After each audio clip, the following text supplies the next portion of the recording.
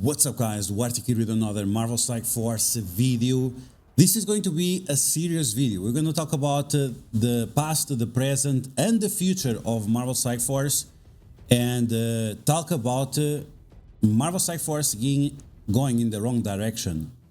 We're going to talk about different topics. I'm going to explain to you my perspective as a person, but also my perspective as a content creator that has been around for a while and that has played other games that are similar to Marvel Strike Force. And when you compare those games, you understand why Marvel Strike Force is at the place where it is right now. Many people say the game is fine, we even have more players than ever before. That's actually absolutely not true. We have more players right now, but it's just because it's the summer holidays, let's be honest.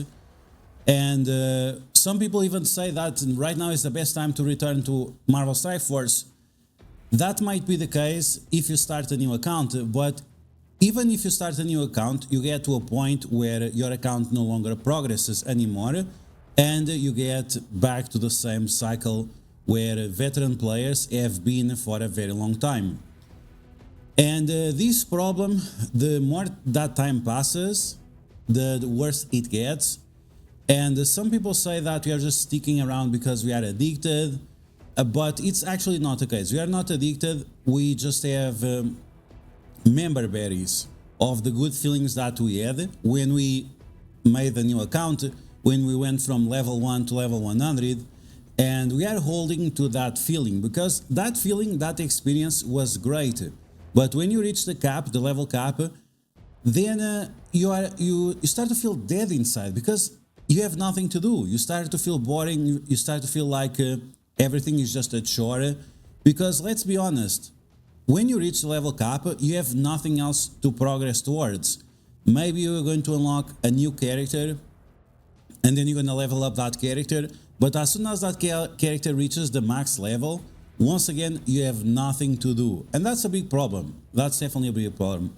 I made a list of like 10 different things, I guess, that impact everyone in Marvel Strike Force, whether it is the free-to-play players, veteran players, and so on. Many of these things are like more of a gameplay perspective. And I'm going to show you a few examples on other games where this is not the case and why those games are even an advantage over Marvel Strike Force, right? We're going to talk about today the Star Wars Galaxy of Heroes, even Marvel Mystic Mayhem. Even that I think Marvel Mystic Mayhem in the short term seems like it's making the same problems as Marvel Strike Force, but to a lesser degree. And it's also a new game, right? It's not a game that has been around for 7 years, but it seems like they are going in the same direction. That might compromise the game, or some people might start feeling boring about it after a while. So we're gonna break down all of that, and as always, if you guys like the information on these videos, make sure to share it with your friends on Facebook and Discord. Let me know in the comments below what are all your thoughts about Marvel Strike Force recently, and if you are interested in experience a new game, because right now we have a new QR code going on for Raid Shadow Legends. And if you use this new QR code, you can get Karato Foxhunter legendary character on your day 1. After that, on level 10, which you can get on day 1, you can get to level 10 or even level 20 on day 1. You're going to get the epic character Uugo. This guy might be epic character, but he's as good as many legendaries of how powerful and useful his kit is. After that, you're going to get the Mausoleum Mage on level 20, which you might also be able to get to level on day 1. And this guy is going to bring all kinds of buffs like extra crit chance, extra defense, and stopping negative effects. On top of that, you can use the promo code MONKEYKING and get one of the best characters for Arena. This guy is an absolute game changer, especially in Arena. He's really, really strong. Then you have the promo code Desert Queen for DuArktik. She's a very powerful support, extra defense, extra speed to your characters. Speed, of course, very powerful in any kind of mobile game of this type. And then we have the Demon Slayer, Tallin Foul Beard, with the promo code Demon Slayer for massive amount of damage. If you start playing right now, you can also participate on the Lemnisci Chase and get 1 additional legendary just by logging in 7 days in the game. And after that, you can also get a ton of other rewards, including a red stars. So if you are interested in trying out a raid, Use my QR code on the screen, get access to all these champions. Here you can see once again Lemonici, the gold wing, and the designs on these characters are absolutely insane. So try it out, start playing Raid, and join us in the fight. Okay, so we have been talking about the problems of Marvel Strike Force for quite a while on my live streams, and I understand that some people are a little bit upset with my live streams, that they are usually negative towards Marvel Strike Force, but try to understand, I just want the game to improve. I just want the game to be better and be the game I know it can be, right? It has a very strong IP behind it. The gameplay is very, very strong as well. The isolated attack mechanics, different mechanics that we have in the game are probably the best that we have out there, or some of the best. And it's very sad that Marvel Strike Force falls short in everything else, right? The gameplay is good, the graphics are good, the art style is good. It's just the core of the game that falls short and puts into this cycle of repeating over and over again and stagnation. I think that's the best word to describe Marvel Strike Force, is just absolute stagnation. And a lot of people use it to say that Marvel Strike Force players are like a donkey with a carrot on a stick on a treadmill.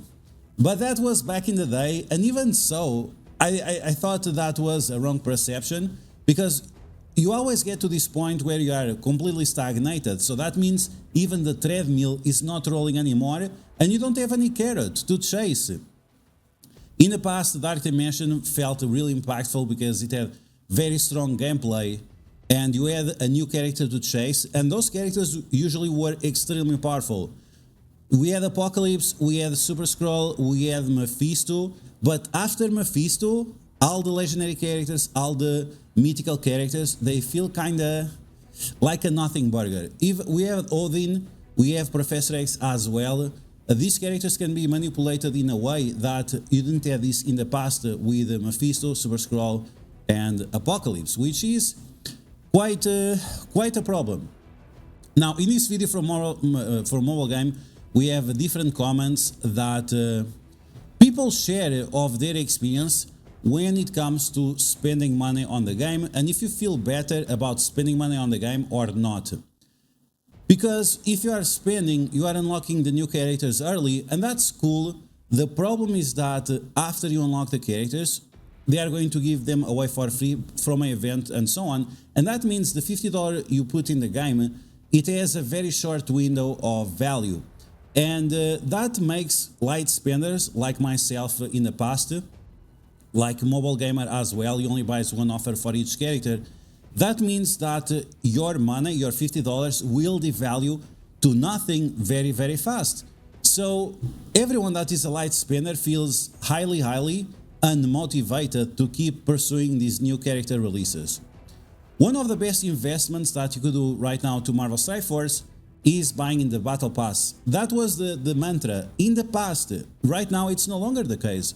Right now, if you want to get the most buck out of your dollar, then you actually have to spend money on the leaderboards.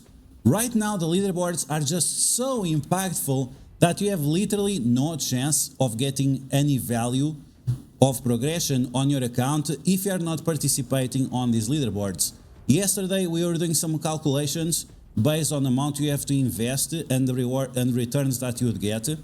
And if you are a Kraken, if you are a mega whale, someone spending like $500 plus, $1,000 plus in Marvel Strike Force, you can get double of the value you put in money in rewards in Marvel Strike Force on these leaderboards. And with that, you also snowball for all kinds of events and all kinds of things that you have going on. And this is a big problem, even for spenders, because once again, you get that stagnation point. We're going to take a look at this message from Beta Ray Bill, and he's saying the same thing. He got to a point where he was absolutely stagnated even as a spender. He also stopped spending on most things apart from character releases. Because you get to that point, you get the peak level 105, the character at 7 yellow stars, 3 diamonds and so on, and there is nothing else to do.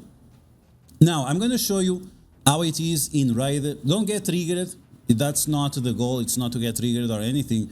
but I just want to show you the different layers, right? We can say that Raid Shadow Legends is like a onion. It has multiple layers, many layers, while Marvel Strike Force is like an orange, right? You remove the skin of the orange and it's over. It's already peeled, ready to eat, but it's also ready to go on the other side, right? So when you take a look at a character like Alice, for example, you can still use the promo code GETALICE if you want to. Even that, I would recommend the other ones instead. We're going to talk about the cat. So in regards to one character specifically, so you can get up, you can level up his level, right? It has a level 60, you have the yellow stars, you have the pink stars, and you have the red stars. So that's already 4 levels of progression. Then we have the relics. The relics themselves for each character, they also have different levels. They also have different gems that you can equip. So we're already talking about 5 or 6 levels of progression.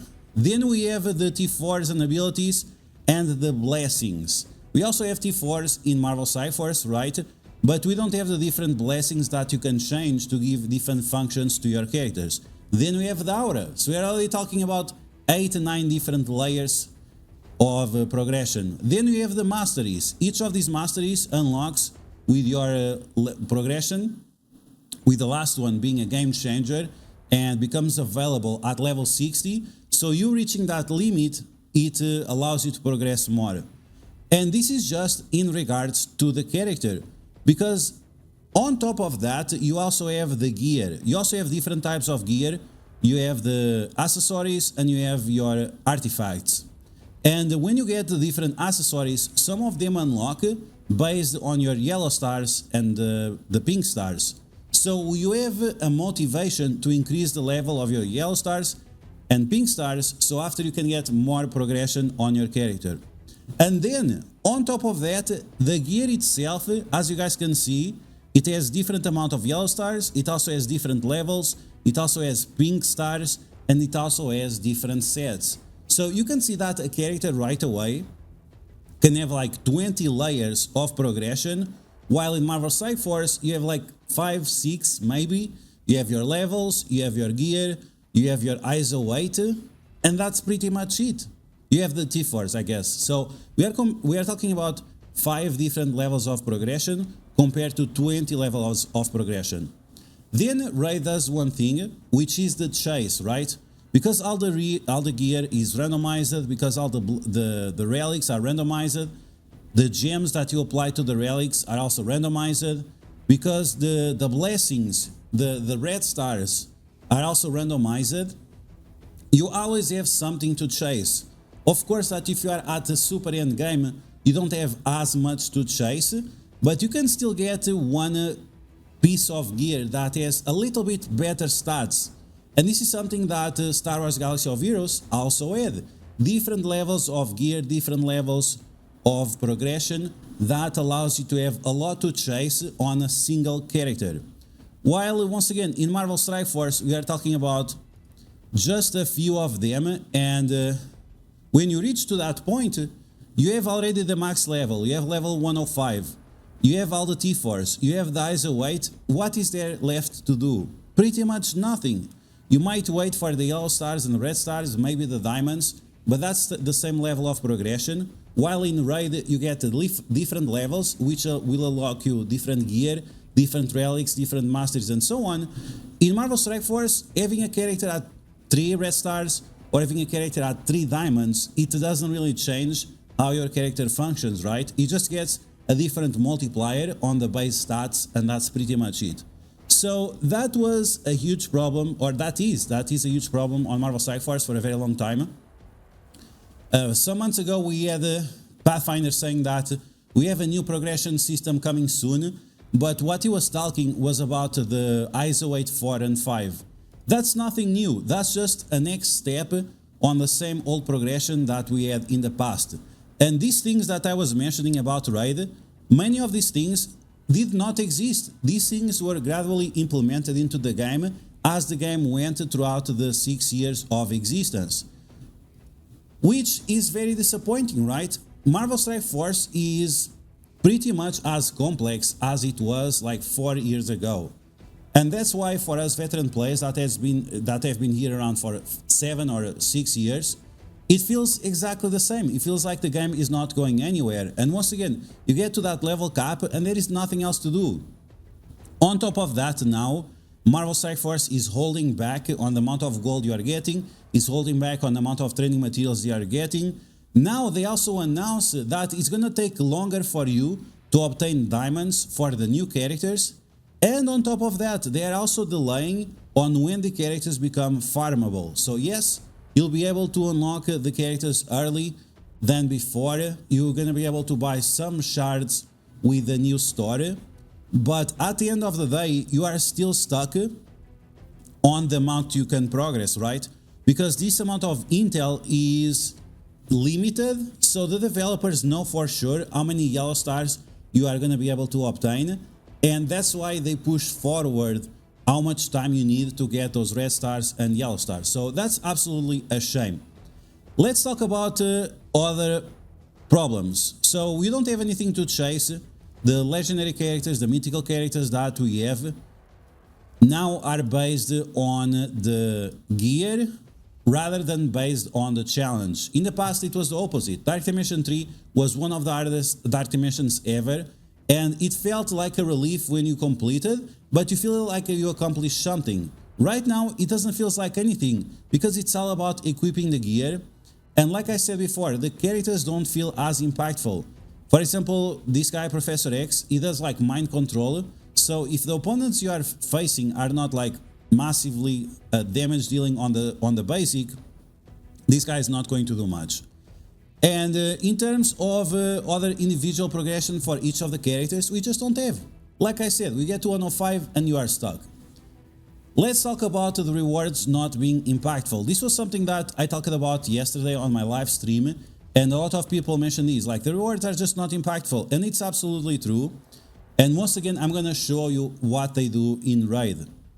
So here you have the rewards for your raids. You're gonna get like the Intel store or whatever currency. You're gonna get some T4s. Now this is the case because you are running a very extremely casual alliance where you don't have to even log in daily. You just play as you wish, right? If you have 2 hours to spend on the game, okay, great. If you have 5 minutes to spend on the game or 0, that's fine too. But when you go to the big rewards, supposedly, you are not getting much. You are not getting much at all. Like these orbs, once again, when you reach the cap, when you have the new character unlocked, there is nothing else to do with these orbs. The amount of gold is okay, but because you need so much gold nowadays, and because you need all teams possible, the gold is just insufficient. Even if they would double this, it would not affect much. The T4s, once again, when you reach like 3000 plus, you are not going down below that value. But I guess that's a good thing overall. And then the gear, we are still getting gear tier 19 fragments from the raids, which is absolutely ridiculous. Now, in raid, it's a little bit different. And I'm going to show you the best part about the rewards in raid. And in Star Wars Galaxy of Heroes, I don't know how it works, but here we have the clan boss. The clan boss is like your alliance bosses, and there are 3 of them. When you kill the boss, you can see right here is 40% progression. When you kill the boss, you get double of the rewards. Yes, so you have like 25%, 50%, 75%, and 100%. It's not exactly like that, but it's an idea, right? And when you fully clear these, the rewards are much better, much more impactful. So for example, here we are getting 3 pieces of this and so on, but then on the last one we are getting way more stuff, and the quality is much better as well. So here we have level 1 potions, there are 3 levels, and then here we get level 2 potions. And once again, if you defeat the boss, if you complete the raid by 100%, you get double of the rewards. Yes, can you imagine that in Marvel Strike Force? You get doubles of the rewards if you complete a raid. That would motivate your alliance to complete a raid more often. It would be great, right? Double of the rewards, wow, I want to do that. On top of that, something that, in my opinion, Marvel Strike Force should have as well. So I'm already doing the last difficulty. This is our clan. This is the clan of the channel. If you guys want to join, again, use the QR code on the screen, and I will hook you up, and you can join our alliance. Very casual, nothing too serious, but I'll give you good feedback on how to build your characters, or if a character is important or not. But for example, here you have the level 1 chest, but then if you reach the last one, then you're gonna get sacred shards. That is like the best thing ever that you can obtain, and they sell these for like $20 each. Once again, if you kill the boss, you have the chance of getting 2 sacred shards. It's insane. You're getting $50 worth of rewards daily. If you transit this to Marvel Strike Force, it's like you have the chance of getting a gear tier 20 multiple pieces per day. And even in Marvel Strike Force, I think something that would really improve the rates and the rewards is if you have a gacha orb. So for example, when you have here the store, we have the raid rewards. Where is this? Raid rewards, you have the orb 20. The problem is that this only has 2 pieces. You have the central piece, gives one piece of gear tier 20. Then you have the other one, another 1 piece of gear tier 20, and then the middle one, it has 2 pieces of gear tier 20. So this means you are getting 4 pieces whenever you get one of these orbs, and you don't get these orbs often, right? So if I open these, you're gonna get like 40 pieces, but took me a while to save those. 40 pieces is not even enough to get up half of a character, right? And this took a while. So one good thing about the rewards, and once again would motivate players to do more, is you get double rewards if you complete the raid. And when you open these orbs, you have a jackpot chance. You still have the baseline, right? You still have the baseline. You are still gonna get, instead of 4, maybe you get 3. But you have a chance of getting 10. Or you have a chance of getting 20. Or you have a chance to get a big 50, right? So at least once a week or so, you would get a major boost to your progress. And sure, it's a gacha mechanic. It's something that sometimes is going to be better for some people, other times it's going to be better for other people. But at least it would spike your dopamine, and it would make you feel better about finishing the raids. And it would not affect the bottom line of Scopely, because if people are not paying right now, they will not pay anyway. Let's be honest about that. It's just the way it is. Speaking about the gear and paying and so on, we already mentioned a little bit, but I want to show you these leaderboards. So the leaderboards right now is just the best way for you to progress in Marvel Strike Force, because if you can get like top 1000 on these, you're gonna get enough gear tier 20 to gear up multiple characters. Here we are talking about close to 3 characters of gear tier 20. But apart from the top 20, then it diminishes very fast. It starts to diminish super fast, and then people at the bottom here, top 5000, they get literally nothing, right? You are getting half of a character.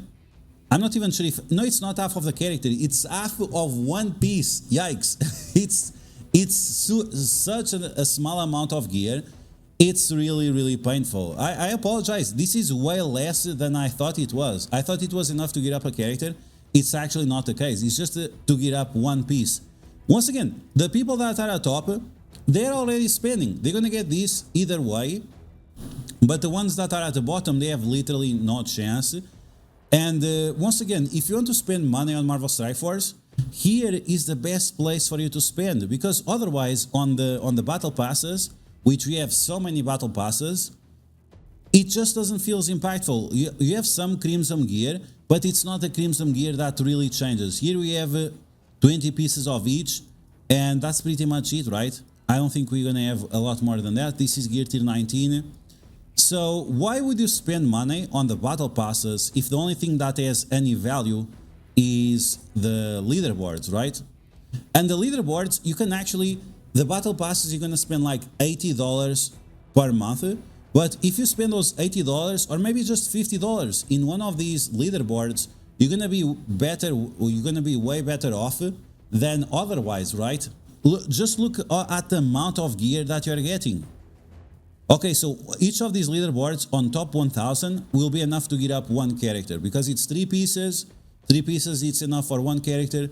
This is what you are getting. So why would you even buy the battle passes? It no longer makes sense. In the past it made some sense. Now it no longer makes sense.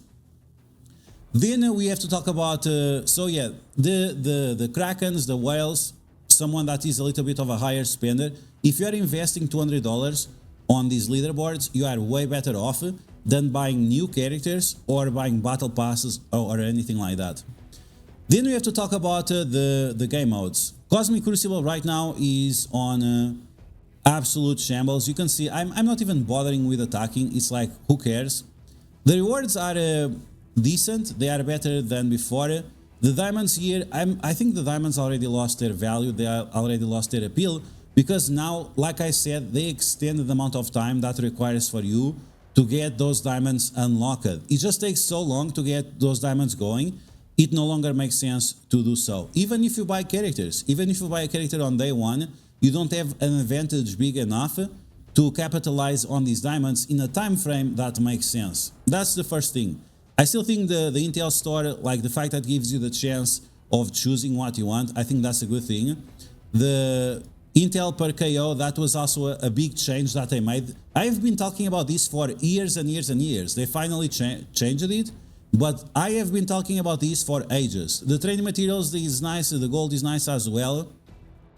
But the problem with Cosmic Crucible is not the rewards. The problem with Cosmic Crucible, first off, the leaderboards were always a scam. There were some players were manually put on specific ranks on the leaderboards, which is a shame. Like it means that the leaderboards have no integrity in terms of the performance of the players. That the fact that some players were stuck. We had there was an envoy that he didn't play, he stopped playing, and for 6 months he was still at that top 100 ranking, like level rank 80 or something, or 70 or 80. How is that even possible? He was not playing for months and months and months, and he was still at that ranking. So that already shows you that there is massive scam going on in the background. And the leaderboard themselves, they also have a 2-tier system depending on your rating. So there will be a chance of you never facing a specific player because he's on the other leaderboard that you are not part of. Some people will progress a lot faster compared to others based on which leaderboard they are. Then we have the situation with the rooms. The rooms, last week we had good rooms. We had the room 6 and the room 3. They were very impactful. They were absolutely game changers. But then, Scopely, for some reason, they said it was a bug. It was not a bug. The only room that is bugged, it was room 2, and it's still bugged. The other rooms were not bugged. Maybe room 6 is a little bit bugged, but the room 3 was not bugged, and they changed it. This is because the people at the top that bought the teams were not able to win by using the new teams. So instead of buffing the team, which is the Cursed, which is an absolute trash team, we're going to talk about teams in a second. Instead of buffing the team, instead what they did was to nerf the rooms. And they made the rooms super boring. Because the room 3 and room 6 were so important, the value of room 1, 2, 4 and 5 also increased, right? If one room is so strong, it's going to influence how many teams you have available for the other rooms as well. So the challenge that you had, the puzzle that you had to solve in Cosmic Crucible with the different rules, it was very exciting. It was very interesting to do that. And by nerfing the rooms, they completely destroyed that challenge. So once again, we have no challenge. And this is also something that we have going on with PV content, right? There is no challenge there. There is no puzzle to solve. It's just, do you have these characters unlocked? Do you have this specific gear? Okay, then you win. If not, you lose. And that's pretty much it in regards to Cosmic Crucible. I have been a big proponent of extra rooms. So it increases how many teams you require, but at the same time, it also increases how many teams your enemies have to face. And once again, increase the challenge that you have to solve. And this could be depending on your ranking. They say they cannot implement those rankings like that based on your account. Well, start working for that, right? You spend so much time on bullshit like Pride events. Why not do something that actually influences the gameplay and the future of the game? Then we have the global rules that are absolutely pointless. We have global rules. On defense and on offense, you have more HP and more damage and so on. But then you have rooms like these. Annihilator characters count as star gemmers. This should be a global rule, because otherwise you cannot use Annihilators and star gemmers. First off, because Annihilators, they require 3 characters to work, and the star gemmers, they require 5 characters to work. So if you only have this available in one single room, that means you are wasting 2 teams for pretty much nothing, right? Because as soon as you break the star gemmers, and even if Annihilators count as star gemmers, well, if you're removing a star gemmer character from that team, you cannot use it anywhere else, right? So you're gonna end up wasting 5 or 6 characters that you would not do otherwise. So if this was a global rule, this could affect multiple rooms. If it does not affect multiple rooms, it's absolutely useless. But this is a good idea. It's a good idea. It should not be on a single room, it should be on a global situation, right? Where it influences the entire season across the 3 weeks or 5 weeks that we have these seasons. Which is another thing that they changed. They increased the amount of the longitude of the season. The problem is that if you're repeating the same rooms every other season or so, it feels like the same, right? That's why these type of rules are so impactful to be part of the global rules, not one single room. Annihilators count as star gemmers for the entire month. Okay, now I can use one team on offense, I can use one team on defense on different rooms, because once again, if you are locked to the same room, you're gonna face mirror matches all the time, and it's like you are wasting characters, and that's not something you want. Let's move on to something else. No meaningful gacha reasons to repeat events. Okay, I remember what this is.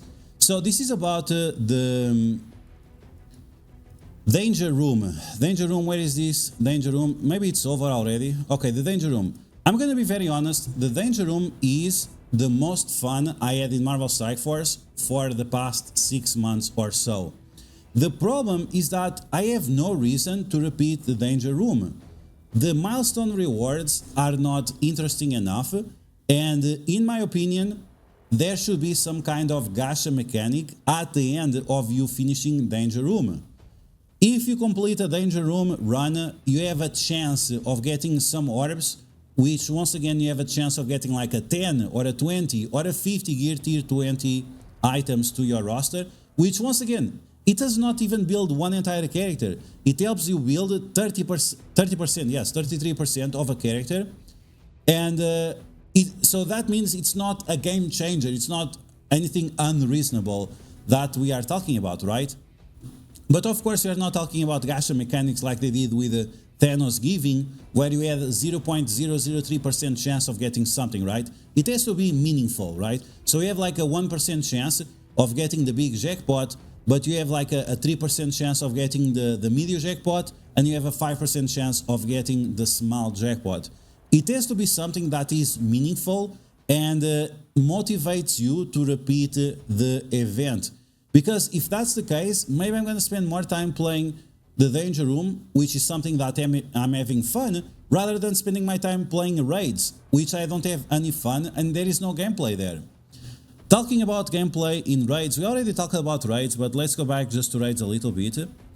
A raids is just a character check. Do you have the new characters? Great. Then you complete the raids. If you don't have, then you cannot complete the raids. But there is no gameplay. Like doing this is not gameplay. Selecting the team is already auto-selected, you press smash. This was something that some content creators in the past pushed Scopely to do. I think it was a big mistake because once again, it lowered the amount of gameplay, right? And if you're gonna do on auto, at least you are watching the visuals. Maybe it will take a little bit of time, but usually matches like this last like 2 or 3 minutes. So it's not like a big amount of time either way. But like this is just so dumb that it completely removes all the value from the raids. The most time that raids feel like fun, feel like a challenge, is when we have a new raid and we still have to use the old teams that no longer work on raids, right? And it's kind of fun because that's kind of funny. It's funny because it's not what Scopely is intending for, right?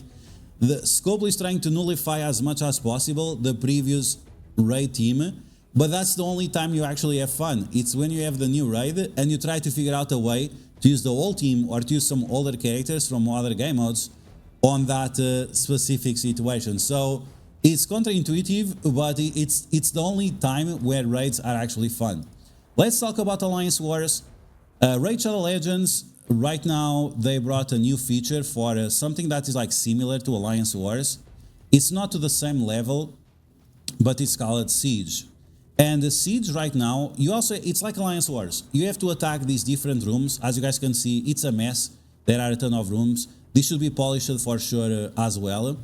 But now you can include traps. You see here, available traps. I have been saying this for Marvel Strike Force for ages, even for Cosmic Crucible, even for Alliance Wars. We need traps. We need Fog of War. In the case of Alliance Wars, there is a little bit of Fog of War because you don't know exactly where the security is or the reactor or whatever. So there is a little bit of Fog of War, but it's just not enough. And if we would include the traps, that would allow you to spice up the rooms quite a lot and change how some teams work. And that will be fine. The problem is that we have to attack sometimes like 10 times, 12 times, 14 times in Alliance Wars, and that makes like insane time investment. So what Scopely should have done is introduce something like this, but at the same time reduce the amount of matches that you have to do to a maximum of like 8 rather than 14, right? So you have to do your 4 basic attacks or 5, and then you can do 3 additional more, and that's pretty much it. Because otherwise it's just a massive time investment, and many times you are facing the same teams with no variation, and again it makes it pointless.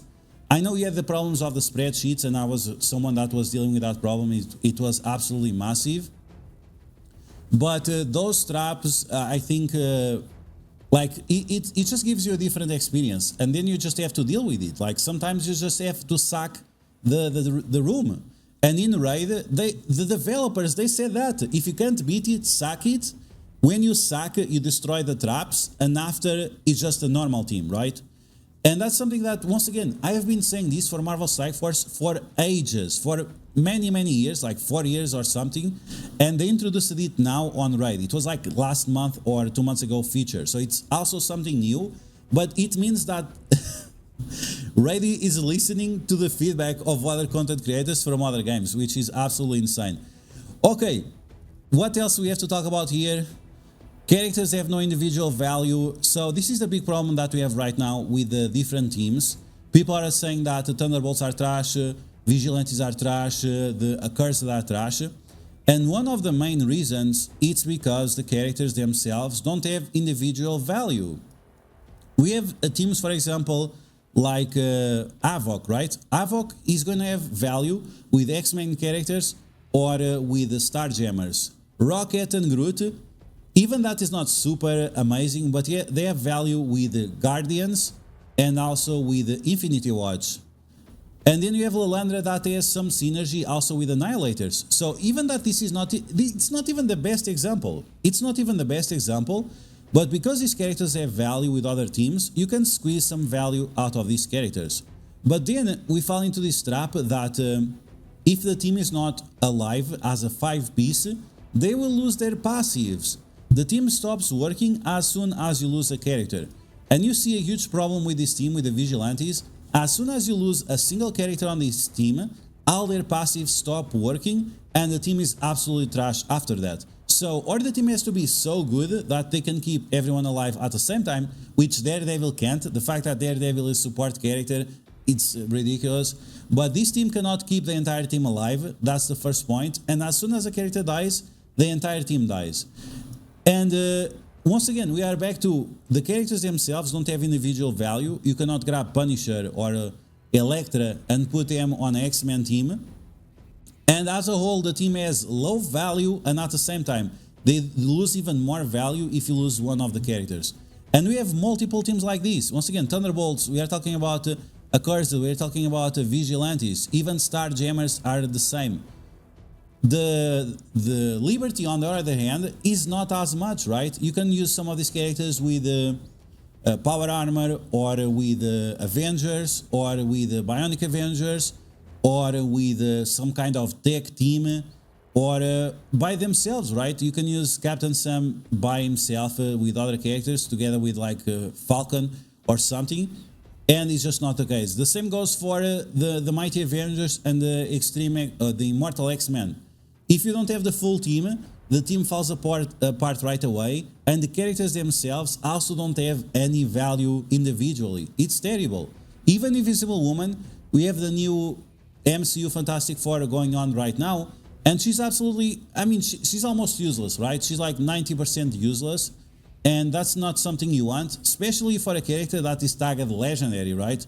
I feel like characters that are legendary should always have value, regardless on when you are using them, which is absolutely insane. That's not the case. If you go to Star Wars Galaxy of Heroes, you can feel the value of a legendary character anywhere, even if it's at the end game or early game or whatever. Those legendary characters, they will have value. Okay, we are almost done here. A team stops working if you don't have a full team, and horses are extremely limited of massive stat jumps. Yeah, so that's the thing that right now we have another problem. Just to finish, we're almost at 45 minutes. Right now we have a big problem with the Marvel Strike Force, is that since we added the new stats meta, most of your roster became useless. Right now use like 20% of your 400 characters, which is still a lot of characters, but it's just not enough. You don't even have enough teams to put on Alliance Wars defense and on offense. The same goes for Cosmic Crucible. Even that is less rooms, you actually don't have like a wide variety of rooms to do so. And when you do these massive stat jumps, it completely kills the other characters. I have nothing against these big meta changes, but they cannot be so drastic. This was such a massive change that it completely killed everyone. And on top of that, because that was not enough, they also introduced Overpowered. And I know the content creators, the envoys, they are not allowed to talk about Overpowered, but Overpowered was the last nail in the coffin of Marvel Strike Force. The Krakens, the whales, they already have the leaderboards. They already have all the gear tier 20 and gold that they might need. They also have the yellow stars, the red stars, and the diamonds. And on top of that, Scopely felt like it was necessary to give a I-win card with Overpowered. That's just absolutely ridiculous. And in my opinion, and the opinion of many people, killed the game. And you can see by the numbers, people that are watching videos on YouTube, people that are watching videos on Twitch, the drop rate was like 70%, 60%, I would say minimum 60% drop in viewership in all platforms. And even with the Twitch drops that really increased the amount of people watching Marvel Strike Force on Twitch, it's still not enough when it comes to YouTube. It's still not enough when we have people talking on forums or on Facebook or anything like that. It was just a collapse. Like many people that I know that were part of my alliance that have been playing for 7 years, they quitted right after Overpowered. And there were some of the people that were spending money in the game. So even that you were spending, Overpowered is just completely killed their will of playing the game, which is an absolute shame. Anyway, those are some of my problems with Marvel Strike Force. Those are some of my suggestions on how I would fix the game. Do you guys agree, disagree? Let me know in the comments below what would you change about Marvel Strike Force.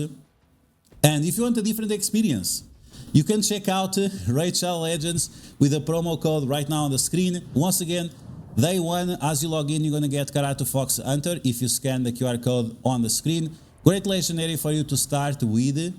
After, you're going to get Uugo.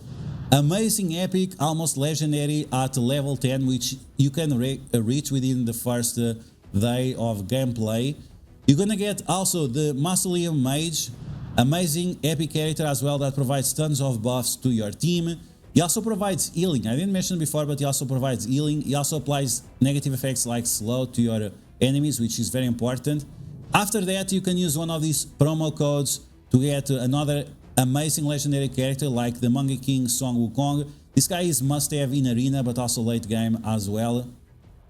Then we have the promo code Desert Queen for a support character that gives you speed and extra defense, the Unarak, but she also applies tons of negative effects like Uugo, so she's very powerful. And finally, we have the promo code Demon Slayer for Tholin Fallbeard, a guy that does massive amount of damage, but he also decreases the attack from the bosses, which is amazing. Finally, we have the Lemonici chase still going on until late August, where you can get another legendary character. Lemonici is part of the Sylvan Watchers faction. You're going to be able not only to unlock her, but also get red stars for her, which will increase her stats and give blessings that give her different functions. The Sylvan Watchers faction right now is very, very strong, and they have a ton of unique characters and mythical characters for you to unlock.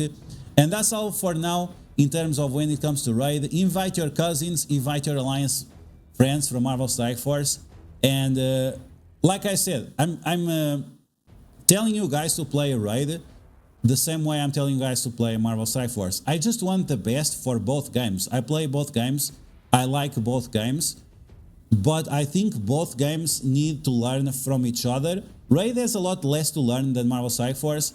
Marvel Strike Force has a lot to learn, not only from Raid, but also from Marvel Mystic Mayhem, Star Wars Galaxy of Heroes, and so on. I don't think Marvel Strike Force wants to be or should be a game that is so limited in terms of your progress, in terms of where they are willing to take you, and they should strive,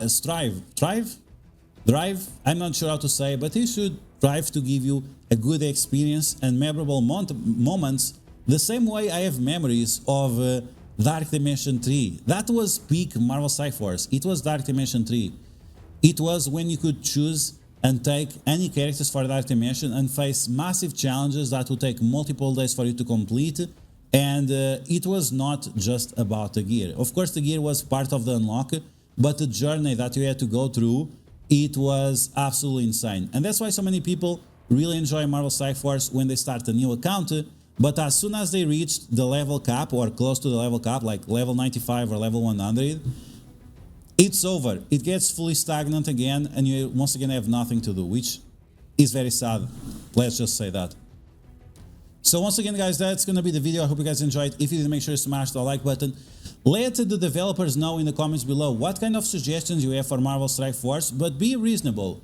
Suggest stuff that would change your experience, but also allow Marvel Strike Force to be a business, right? Because if you're going to give free stuff for everyone, that's not going to be the case, and that's why so many times we have to rely on gacha mechanics to motivate some people to buy offers and not be like free stuff for everyone, because at some point in time, sooner or later, you're going to get that stuff. We just have to have a time frame on that, when that's going to be, right? So that's all for now, guys. I hope you guys have a great time. Once again, if you want to join me in Raid, I have a new YouTube channel with Raid stuff. If you guys want to join, it's DuArktik Raid HQ. Make sure you search it on YouTube. Subscribe, watch the videos. A lot of guides for new players to understand how the game works. And that's all for now, guys. And I'll catch you guys later. Take care.